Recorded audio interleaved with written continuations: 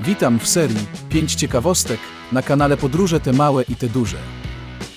Dzisiaj poznamy 5 ciekawostek, o których z pewnością nie wszyscy słyszeli na temat Poznania. Zapraszam na film.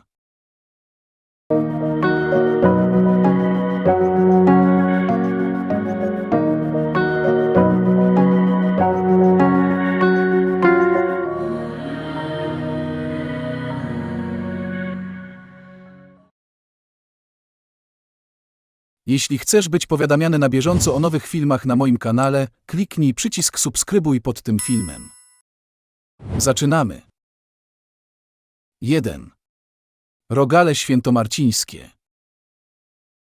Tradycją Poznania jest wypiekanie rogali świętomarcińskich.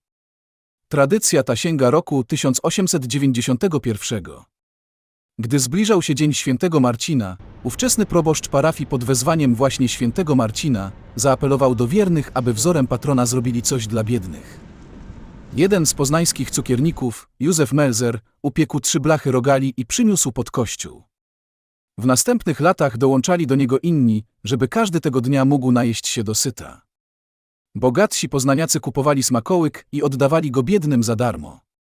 W 1901 roku zwyczaj wypiekania smakowitych rogali przejęło Stowarzyszenie Cukierników, a po II wojnie światowej o zachowanie tej tradycji zabiegał Zygmunt Wasiński. Tradycja wypiekania rogali świętomarcińskich na 11 listopada przetrwała w Poznaniu do dziś. To właśnie tego dnia poznaniacy zjadają kilkaset ton tego przysmaku. Przysmak ten przygotowuje się z półfrancuskiego ciasta na bazie margaryny, wypełnionego niezwykle smacznym nadzieniem z orzechów, białego maku oraz kandyzowanych skórek cytrusów.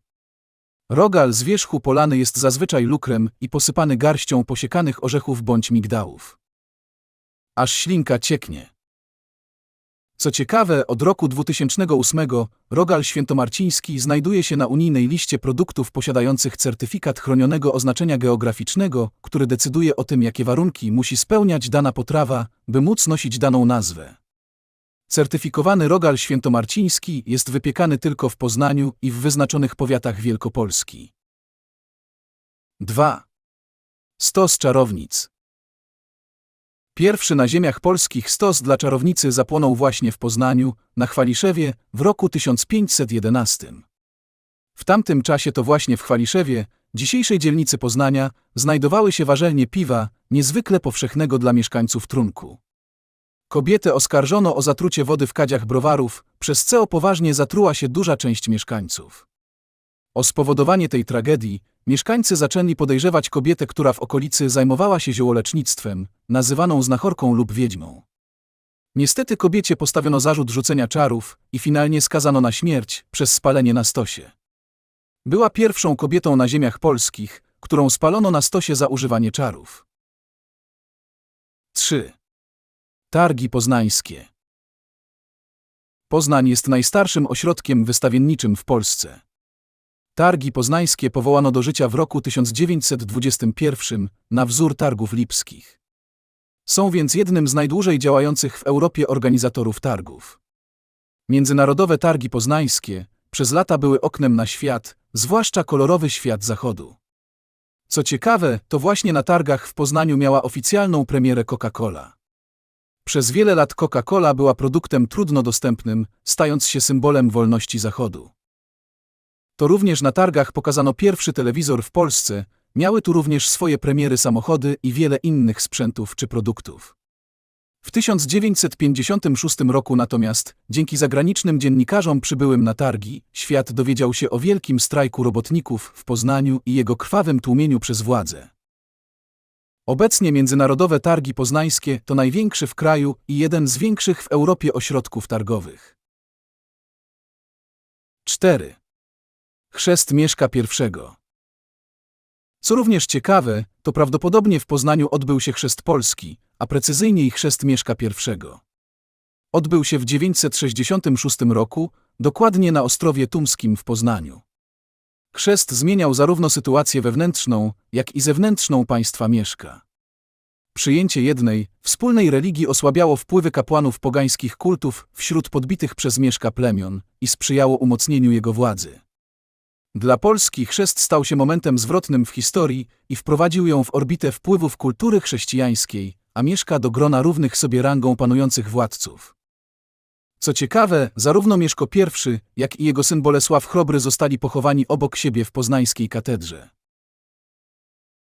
5. Pyrlandia. Zaczęliśmy od rogali świętomarcińskich i skończymy również na jedzeniu, a dokładnie ziemniakach. W Poznaniu i jego okolicach ziemniaki zwane są pyrami, przez co Poznań dość żartobliwie Pyrlandią. Początkowo ziemniaki określano w Poznaniu mianem perek, co łączono z Peru, krajem, z którego ziemniaki trafiły do Polski.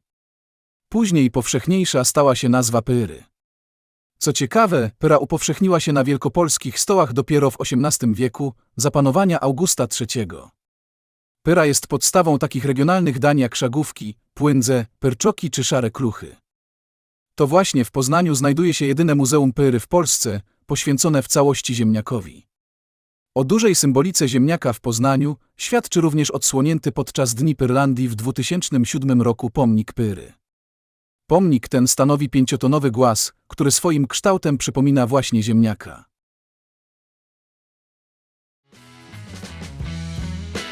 To niestety już ostatnia ciekawostka w tym filmie, ale nie ostatnia na moim kanale.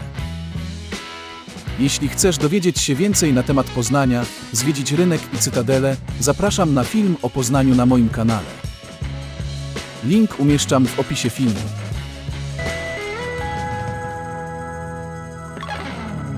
Dziękuję za uwagę i do następnego filmu.